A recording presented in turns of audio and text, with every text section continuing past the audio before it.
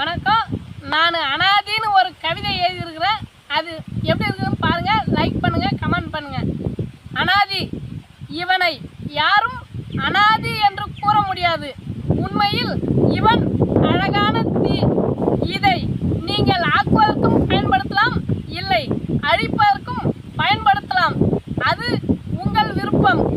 இவனை பற்றிய சாட்சியங்கள் உங்களுக்கு தேவையில்லை. ஏனென்றால் இதை போன்ற பல பரிச்சயங்களை பார்த்தவன் இவன். இவன் பெற்றோர்கள் கடமை என்ன? பெற்றோம், வளர்த்தோம், ஆனால் வாழ்வது உன் சௌகரியம் என விட்டதுதான். இவன் ஒன்றும் ஆக்குவதற்கோ அழிப்பதற்கோ பிறந்தவன் அல்ல. பல பேர் பழிப்பதற்கென்றே பிறந்தவன் போல் காட்சியளிக்கின்றான். ஏனென்றால் எல்லோரும் எனக்கு எனக்கு என்று ஓடும்போது இவன் மட்டும் எல்லோருக்கும் என்று